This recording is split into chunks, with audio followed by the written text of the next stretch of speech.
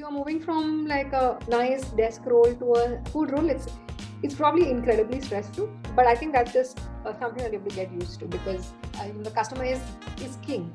So if somebody says like your product is too spicy, or it's too oily, or it's too expensive, that means you have to take that with humility. You have to say like maybe I could do better, and that can be very hard for people who are creative and take pride in their work. So I think like prepare to be humbled.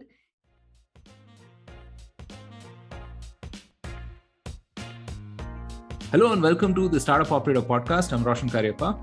Wish you a very, very happy new year. This is the first episode of 2022 and it is an interesting primer on operating a cloud kitchen and building a health food brand.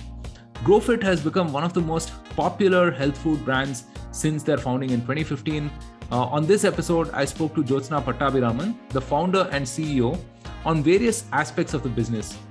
Jyotsna has a rich background in product marketing and product management at tech firms. And what I found really interesting was how she uses that lens in every aspect of the business, from initiating stand-ups with her team of chefs to standardizing processes, to being able to do root cause analysis based on dashboards, to optimizing for NPS and customer love, and plenty of other things. So there's a lot of insights in here that you may find interesting and useful. So let's dive into this episode of the Startup Operator Podcast with Jyotsna Pattabiraman. Hey Jyotsna, welcome to the Startup Operator Podcast. Thank you so much for making the time. Thanks, Roshan. It's great to be on, and I've followed the entire journey. And it's amazing that you've built a property like this, and just very real lessons. I'm honored to be invited to be a part of this podcast. Thank you so much, Jyotsna. And this is the first podcast for this year. So, so this is a special episode. So, thanks again for being on the podcast. Right. So, Jyotsna, I thought a good place for us to begin would be the founding story of Growfit. You were a product professional for most of your career, and then you had a startup in the e-commerce space for a while. How did you go from that to building a nutrition startup? And what was that process of going from idea to product to company? Yeah. No, thank you for asking that. It's really counterintuitive to the normal narrative insofar as it wasn't a day when the light bulb went on, but it was a process that took a long time to kind of germinate.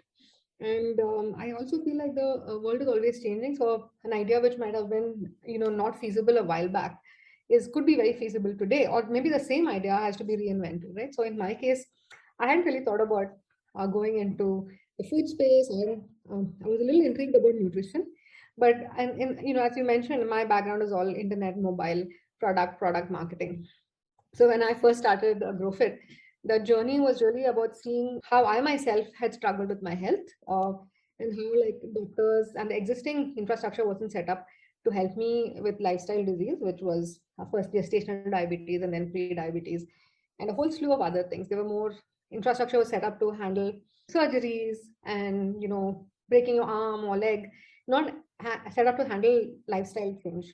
And so the only thing that really helped me was nutrition, exercise, and even within that, it wasn't the doctor that helped me, but actually the nutritionist. So my intention at that time when I started Growfit was really to create a platform wherein you could speak to nutritionists. And this was just to help people get the right information. And so we started Growfit in that model, really to see how can you build a scalable platform where you just deliver nutritional advice and track people, follow them to success. There are a lot of people who were giving diet charts. There was no one actually following people's journey and making sure that they were successful. And so we did a little bit of work with the existing options that were there, and I found that there was actually scope for something which was more chat-based, conversational. You could always download an app and that would track your nutrition and all that stuff, but there was no person giving advice. And this is really at the start of the conversational commerce in that sense, revolution. So to be connected to a nutritionist one-on-one was, and in a non-intrusive fashion, was something of a new idea. You could get a call from a nutritionist, but our experience had been like nobody picks up that call. So conversational commerce was a new angle, and it was different from getting a call from a call center. We had tried this ourselves. I tried it myself, trying to get a connect with a nutritionist who would call me, and I found that I myself would never pick up her call. And so conversational commerce as a non-intrusive way of interacting with people, getting personal information from them was quite new. So we started Growfit with that in mind, and we created a kind of a chatbot. And that worked really well. A lot of people downloaded this thing. As a product manager, I had not seen those kinds of metrics, the kinds of downloads we were getting. I'd no spend at all, the kind of conversation, interaction, the information that people were willing to divulge to us was really something incredible. And the way that people were referring was also amazing. And we always started Growfit was I started Growfit was really more about outcomes. It was really not about the download, the transactions, or anything. So, as part of this process, at some point, I realized that I have 10,000 rows of data, right? Like nobody has 10,000 rows of data. So, we started calling people to find out, how things were going. We also started such experiments like charging people and so forth. We found that people who paid for the app were much more likely to follow and therefore be more successful. So it was like a no-brainer for us to start charging. And the second part of it was that we found that even people in places like larger cities like Chandigarh and Ludhiana still didn't have access to certain healthy foods like chia seeds, for example, which is today relatively freely available. But back then, people were saying, "Where can I get chia seeds?" Or there was the expense part of it. If you live in a joint family and the nutritionist says you have to have apple, then the chances are very high that you can't eat the apple yourself. You're going to cut the apple and offer it to everybody. So these were kind of the stories we were hearing, and we began to realize that there was a model which was more of a do it for me model, wherein you don't just give the advice, but you actually give the product. So that kind of was the starting point. Started realizing that the need that I had was not met by the existing infrastructure, starting with one model and then evolving to the other model, in pursuit of the metric, which was to drive outcomes. Obviously, if my metric was to drive transactions or my DAUs were my metrics, then I would have done something very different. But since a metric like our North Star, for better or worse, was driving outcomes, then we realized, or I realized, that the path was in the food. So you have to solve the last mile before people can begin to see outcomes. So that's a little bit about the founding story of Right. Growfit and about how a choice of a metric can change a company's path in some Right. sense. That's amazing because I think a lot of advice and insights will become nice to have if you don't actually translate those into interventions. And the way you've kind of like the way you made that pivot was really interesting, right? Or I should say, even an extension, not even a pivot. Yeah. And yeah, I mean, we're talking about way back in 2015, 2016, when, Right. when it was still in the nascent part of the whole conversational commerce as such, right? In the product world, we speak of MVP or the minimum viable product, and Yeah. it's so easy, right? Sometimes you just put up a landing page or get a bunch of signups for an idea, Yeah. or you just anecdotally ask about 50 people and then Mhm. get to validate certain things, and just to figure out if there's value in what you're building and if people will actually pay for it. But Right. it's very, very different with food, right? I mean, so how do you go about validating the market for whatever you were trying to build for? Yeah, absolutely. So again, keeping in mind that the outcome was, we chose one outcome, which was weight loss. Easiest to measure and easiest to change in a week, right? Like if you're looking at something else like lipid profile, that may not change in a week, but your weight can change in a week's time. So we chose that as a sub metric of outcomes. And we started running experiments with people. So we first chose a diet chart that we were giving. We wanted to see how easy it was to stick to the diet chart. So we recruited some users, friends, and we put them on the diet chart. And every one of them said, I really want to lose weight more than anything else in the world. That's what they said, right? So we put them on the diet chart and we delivered their food to make sure that it was working out well, right? So that they didn't interpret the recipe differently than what we expected. So we said, you just eat the food, we will deliver. And we delivered the food. And at the end of 1 week, we measured the weight and we found that they had not lost any weight. And the reason was hunger. They were so hungry, they were eating what we sent and they were eating other stuff. So they were using our diet food as a kind of appetizer before they actually got down to the food that they would eat. So we said, like, we realized that if you're hungry, you can't stick to any diet chart, any plan. So we started experiment with the macronutrients, and we started looking at a low carb diet, which was at that time very new. And we started delivering, because vegetarian low carb food was so hard to find. We had to, and we were not in the food business yet. So we started working with restaurants and having them, give us certain subsections of their menu, and we would pick that up and deliver that. And at the end of the week, we found that every single one of them had lost weight. So in terms of effectiveness, we said, like, this is a much better diet in driving outcomes. And then there was, of course, another tweak because people said, well, this is great. I've lost weight, which was the thing that I really wanted to do in my life. But having lost weight, I feel that I miss Indian spices, because most of the food that we were serving was, Western food. And after a week of eating, like, let's say, baked or something or the other, they were all like, I really need something familiar. And then we realized, second insight was that if people don't like the food, even if they lose weight, they're not going to stick to the plan, which means that they will revert to the mean as soon as they can. So we started then working on the recipes ourselves, and we hired, chefs, nutritionists, and we started iterating on those recipes. And soon the people in that group started saying, "Can you add my friend here, please? Can you add my friend?" Because when they were going out and people were seeing that they look very different, and they said, "What are you doing?" And they're like, "Well, I'm part of this experiment." And the friend was like, "Please add me too." So then, the group was growing, and and in a couple, 2 to 3 weeks, we realized like this was something significant, that people were referring their friends. And then we, sometimes, because the delivery system was also not as it is today, sometimes they would get their food like 1 hour late, right? And they were on a diet, so they were really hungry. But nonetheless, people stayed with us, and we started charging, and they still stayed with us.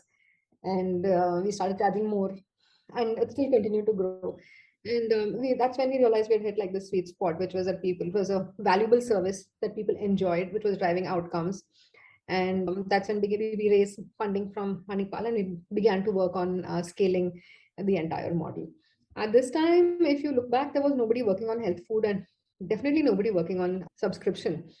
I think from our perspective, again, looking at the North Star of outcomes, it was not about like, let's sell somebody a terrible biscuit and tell them it's got whole grain or something. We're really like, this is food that I want my friends and family to eat. And so I don't want to sell anything which is not going to help them, right? So that's kind of the thing that we had in mind. And so we never went into the buzzwords. We never said anything was a superfood. We never said anything like, we never went for the buzzwords. We really just shared the data. We said, this is, from the beginning, always information there. Like, this is how many calories, this is how much fat is there, this is what you're going to get tomorrow. So very transparent. And we were looking for a particular kind of customer, that is a customer who is the informed customer. If we need to tell people why they need to get healthy, then that's not our customer. Our customer is a person who's decided they want to get healthy and is looking for the alternative, and is not satisfied by what they see in the market. So that was a customer, and we like very, very focused on that segment. And as it happened, these customers were the CXOs, CEOs, high end like executive teams of companies who basically were too busy to cook for themselves, too busy to tell their teams what to cook, too busy to do the research, but they knew what we were doing. And so all of a sudden we had like a customer list which was CXO of, a large Amazon, CXO of a delivery company, CXO of something else, right? And suddenly we started getting this traction and news and like referral of customers who, we wouldn't have been able to acquire in any other way, right? So that's the story of the going from the first pivot to the first scaling point, as it were. Yeah. No, one of the things that really strikes me about the Growfit menu is how simple it is to actually read and understand it. I mean, none of the complexity, and of course, I mean, as I've said before, I love the food as well. It's actually tasty, not just nutritious.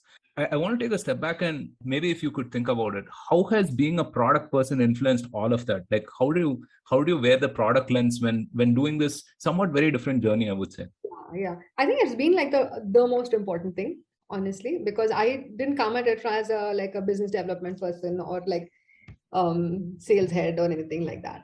And so from that perspective, it's always been, we believed in certain things. We believed in iterations. We believe in being very close to the customer. We made everybody worry about the customer.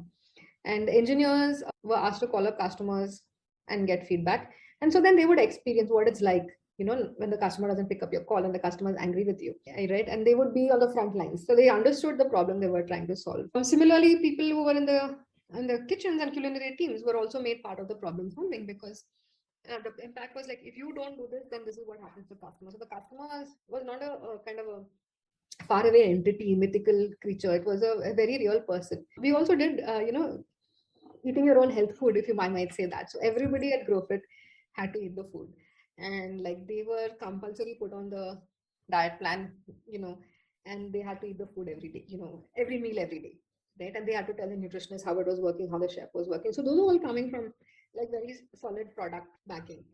And I think the other thing is the focus on measurable metrics. So kind of the what do you say, the analysis, right? Well, what is happening, working backwards from the outcome. What do you want to see what will be the metrics at each stage of the journey, using swim lane diagrams to show that these are different actors and how the process moves from actor to actor, how the whole process is one integral piece and not disjointed pieces, that people are not working in silos. That really made things very, very smooth. We followed things like daily stand-up meetings where the entire like leadership, whether they were in administration and facilities or culinary or sales or engineering, would be on the same stand-up call. And we would run through the metrics very quickly. And everybody would like then, problem solve on their own time. So these are all things which came from our product and engineering background. We also we also built systems for measurement. So long before anything else, one of the first things we do is how do I measure how much revenue is coming daily? How do I compare that to the cost that is coming into the company? So we were very, very tech first, and everybody in the company was expected to be tech first. Like if you were in procurement, you had to enter your details yourself. It didn't matter whether you were, what level of education you had acquired, you were expected to use technology. So these were like very product and tech, and I think a lot of food companies weren't looking at it quite the same way. And we also looked at it with scale. Like we said, how can we make the process scalable so that I don't need to hire a super chef? And although folks picked it up really quickly, in the beginning there was some, our chefs were very good and they were the template, but we were like, how can we replicate the chef so that I don't have to hire a genius in every kitchen, every city? How can we make systems, that are easy to follow?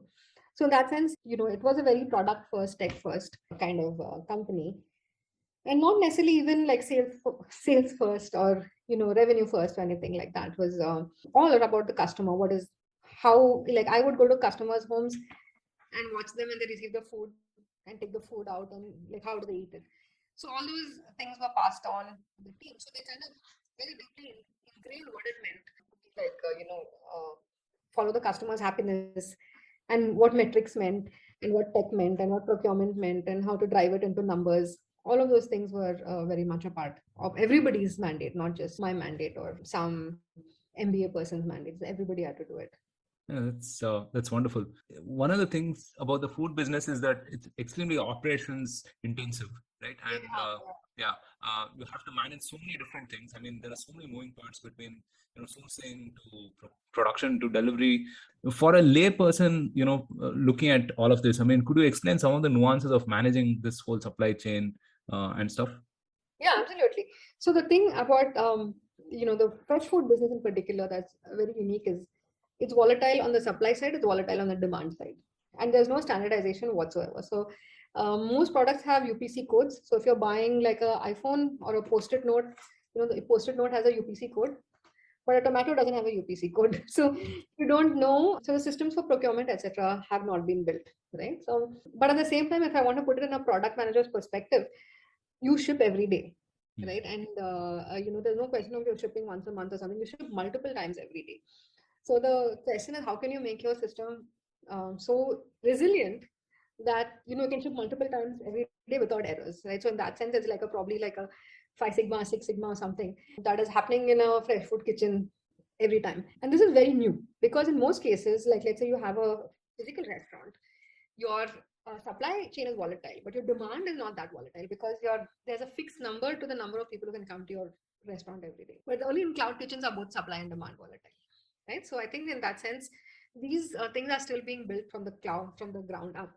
I think part of it is, backing, you can't solve everything as CEO or product manager. So you have to empower people to become problem solvers, right? That means you have to teach them skills that they maybe didn't intend to learn, or wanted to just be on one track, but now they have to be mini CEOs, right? And they all have to think about, like, they have to ingrain profit and loss, they have to ingrain people management.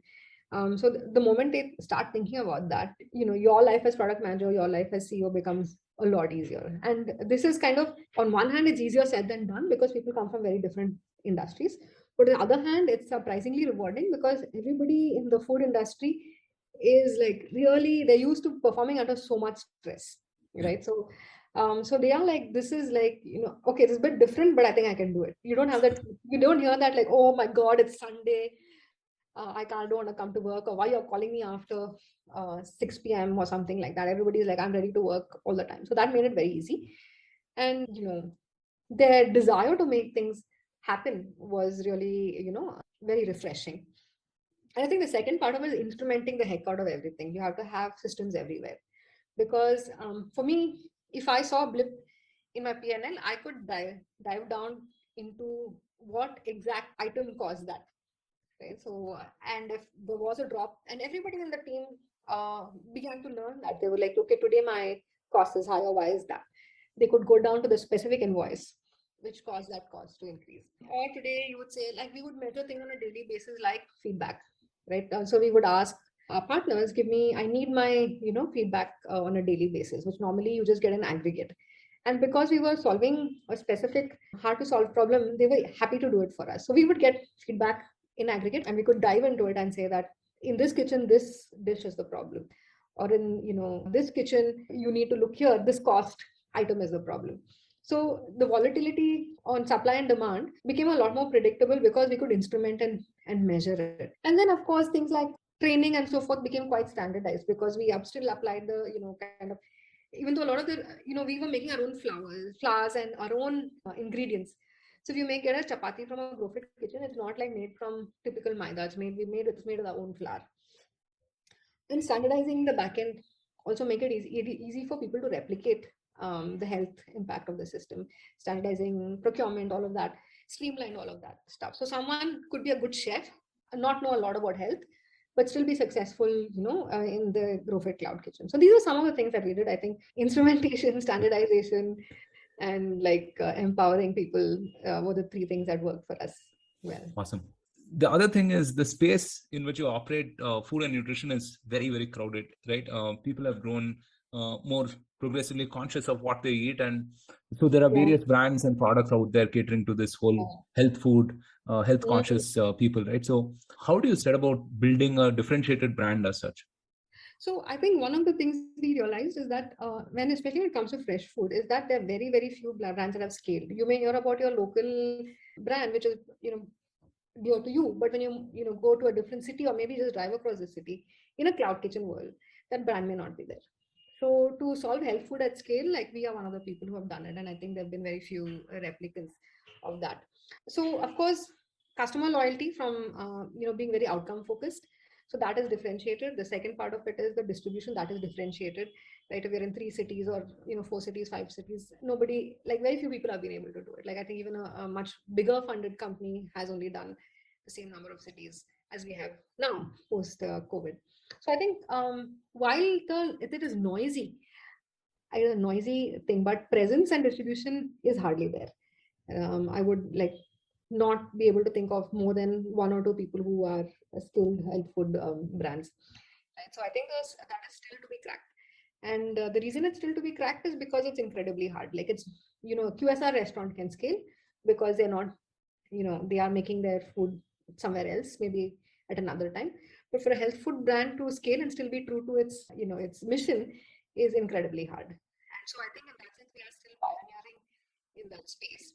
Again, I think the kind of customer we look at, like, is a person who's, very informed and very kind of specific about what they eat and very careful.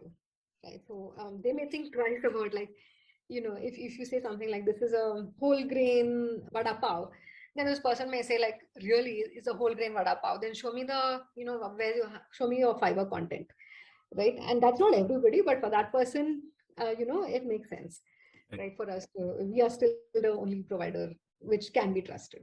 So I think that answers maybe some part of your question, but the second part of the question is, like, it's a marathon. Some of the companies which were there when we started are no longer there, right? And some of the, the new entrants, and I think they're doing a really good job. The new entrants are awesome. They're better than the competition that we have, but unfortunately, the unsolved problem is how to scale, health food and still not compromise on your mission, right? So I think that's what is the unsolved challenge, not just here, but like almost anywhere else in the world. That's my thing. Yeah. Operating a cloud kitchen, I think a significant part of the problem is the whole distribution, right? Because you're not physically present in different locations and so on. So, your distribution is dependent on food ordering platforms like Swiggy, Zomato, and so on. So what has that experience been like working with them? And what would you say are some do's and don'ts of working with such platforms? Yeah, I think that in the sense that like when we first started moving away from subscription to cloud kitchen delivery, one of the reasons we did so was that we found that we were as a company there were one could either focus on marketing or product, or they focus on delivery logistics, and each the logistics was a separate beast Yeah, by itself. And so we're very happy to work with partners like Swiggy, Zomato, Dunzo, Amazon, whatever it is. And we were like, um, we also found that people who are loyal to these platforms are loyal to these platforms. They are not going to shift from ordering from Swiggy or Dunzo or Zomato to your own site just because you give them some coupon. They're like, this is yeah, normally when I go for lunch, and like, I'm definitely not going to change that. So in the sense, it helped us capture a whole segment of customers, right, which was on these platforms already and looking for health food. So that sense has been really helpful. It's been taken a weight and responsibility off our backs. I think the downside is that you cannot be as close to your customer as you could if you were running a individual brand, and in the sense in subscription. So there we could know every customer, we could follow them, they could tell us like today, I'm going to be traveling for 2 days, and so I don't want food, or they say that I'm going to be traveling, can you send me some food that I can take with me, like bars and so forth. So that personal relationship is not there. So you just have to rely on the data to get that information. On the whole, I think that everybody has to be really specific about what problem they're solving. And from our perspective, it was a production and distribution of healthy food. And when we found partners, like Swiggy's and Zomato's and Dunzo's and Amazon's and who else enters, they're actually honestly solving a really a thing which would be very expensive for a startup to solve. So on the whole, it's great yeah, because you are meeting customers that you wouldn't have met otherwise, right? And yeah, this is just the way it is. Like for example, if you are a physical product and your brand is in retail stores, then you may not hear back from the customers like you don't know who brought your product. You can of course do certain things like scan this and get one free milkshake or whatever, but very few people are going to do that. So that is the issue with anything at all. Like if you have is a distribution platform, right? Like you have an app, how are we going to distribute it? Like especially with a consumer app, then it has to go through um, Facebook or Google. At some point or the other, everybody's dependent on some distribution platform, yeah, unless you are the distribution platform. So I think it's like a good partnership, and that's how we thought about it. yeah. Anyway. No, I think if I compare 2015, 2014 to the present, the amount of plug and play infrastructure that we have, whether it is for technology or logistics or distribution, is just phenomenal actually That's for true. any kind of commerce, not just food. Today, I Mm, mean, people start businesses on a weekend. So, yeah, why not? And that's how it should be, honestly. yeah, I think that this is something the government should do, have infrastructure so that people can, make products and do innovative things. And I just love that there's so many chefs who have their own brands on yeah, Instagram. yeah, That's just fantastic. It's great for the customer. I think that's just freeing people's entrepreneurial absolutely. ability Yeah, and creativity. They may, and in the end, they may realize that like being in business is quite hard, but it's better for them to take that risk.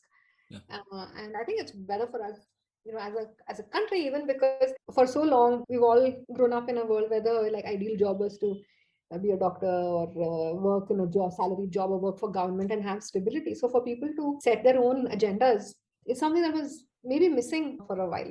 yeah, And I can't say everybody is going to be a billionaire. Definitely very hard, but I think it's a good experience for people right. to have. Yeah. And we've seen that change like more drastically over the last couple of years, right? I mean, COVID has been interesting for the food business, I would say, right? I mean, some of them, I mean, some segments have been like have had it really badly, Yeah. like all of the Yeah. large bars and pubs and restaurants where they expected people to be there for the ambience and stuff. I mean, they've really suffered, but cloud Yeah. kitchens have seen businesses grow, and plus, I mean, you're seeing these Instagram chefs and people going direct to consumers and so on, right? So how did you see COVID change all of that for the food business?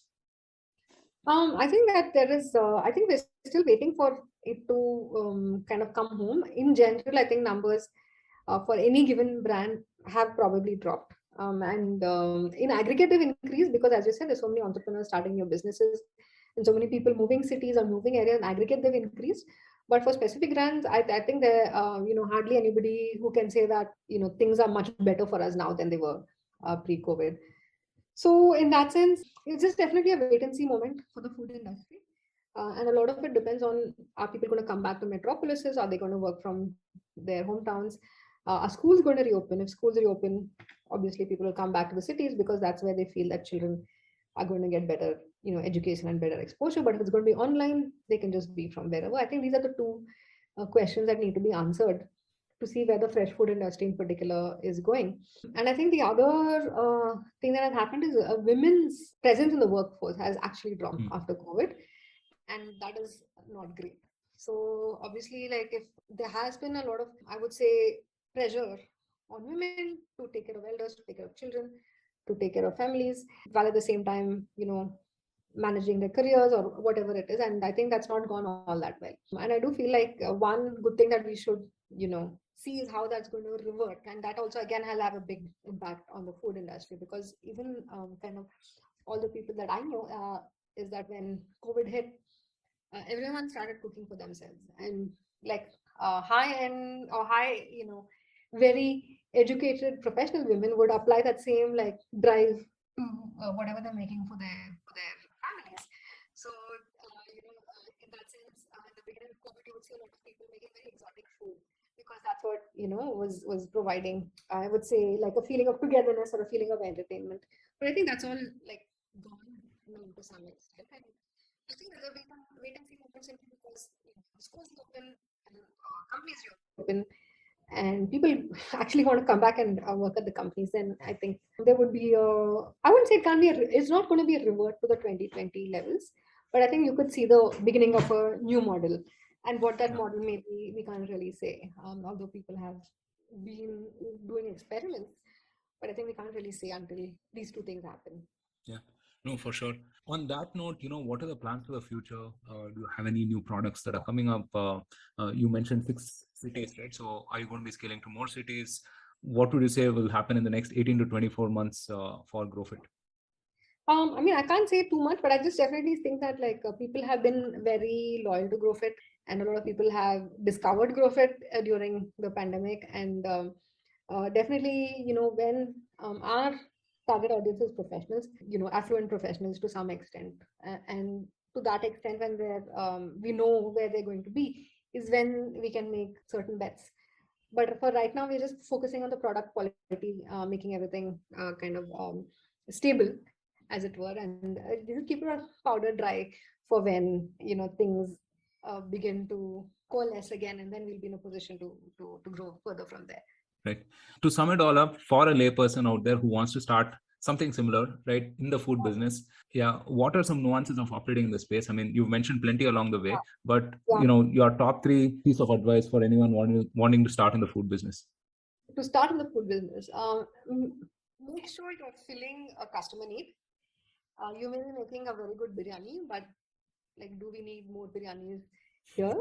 I think that's a question we need to ask ourselves. The second thing is, like, I think to make sure that you're close to your customer. So try to understand who is going to be ordering from you. Is it going to be people ordering on weekends for parties? Is it going to be, children? Is it going to be people who are craving hometown taste? Are they going to be people who are like, I notice a lot of Korean, is there a trend there? Yeah. Because a lot of people are into Korean dramas and Korean pop. So is there a trend which is driving demand? So just try to understand who's going to order this food.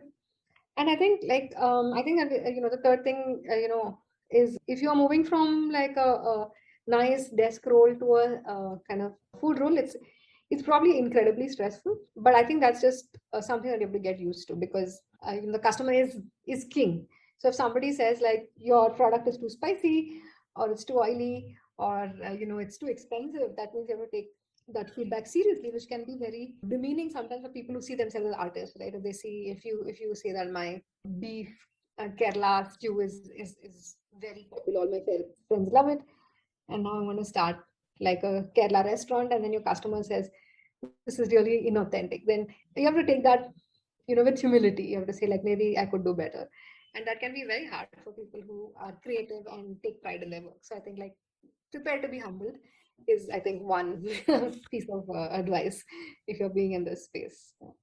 Right. So before we end the podcast, could you recommend some of your favorite books and podcasts? Sure. I mean, I recently My favorite book is something which I read in 2001. It's called E-Boys. It's about benchmark capital. And there's really a lot of things which they said there are still very relevant today. It's really about how eBay was founded and how they invested and everything. The second book that I really like is Let My People Go Surfing. And it's by the startup founder of Patagonia. And he talks about how he tried to make a culture where it was possible for people to make very good products and still live good lives. I'm reading Invent and Wonder by Walter Isaacson. It's on Jeff Bezos, and I've just gotten started. And I think one of the things that we often forget is that Jeff Bezos actually was a genius, and he's a genius. So we always think of him, and he's an investment banker who kind of wandered into internet and did really well, but from like early childhood, like he can only be described as a genius. And I think that people should probably realize that. I think Steve Jobs is recognized as a genius, but I think Jeff Bezos is also a different type of genius. So these are some of my favorite books. And in terms of podcasts, we actually, the whole family watches How to Do Anything, How to Do Everything. Okay. And they have very eclectic guests. Like there was one guy who was on the Star Trek set, and he describes how when you simulate these collisions and everybody has to fall left, or whatever, they have to fall at the same time, right? So these are some of the details that come up during that kind of podcast. Otherwise, we don't. It's not really a podcast, but we watch at dinner every day, like the Colbert Show, or we watch like some comedy things simply because it is. I think these days comedians are the ones with the courage to say like the bold things. And I also I can't call it a podcast, but it's more of a meditation app. But it's like a podcast in some ways because every day the meditation is new, and it's by a guy called Sam Harris, and it's Oh yeah, of course. Sam Harris. Okay, Yeah. waking up. So I think that those are the ones that I listen to the most. I've taken a break from the business podcast for a while. Otherwise, I'm sure I would have said the Startup Operator is my favorite podcast. But since I'm just kind of detoxing, I'm doing non-business stuff mostly. That's awesome. That's awesome. So this was a fascinating conversation, Jyotsna. Thank you again for being on the podcast, and look forward to talking to you again soon. Thanks, Roshan. Thanks for inviting me, and it was great to be here. And I hope to see many more such episodes. It's an honor to be the first guest of the new year. Take care Awesome. then. Thank you so much. Thank you so much for listening. If you liked this episode, then don't forget to subscribe to us on your favorite platform and share this episode with all of your fellow startup operators. Also, follow the Startup Operator on LinkedIn and Twitter for more updates.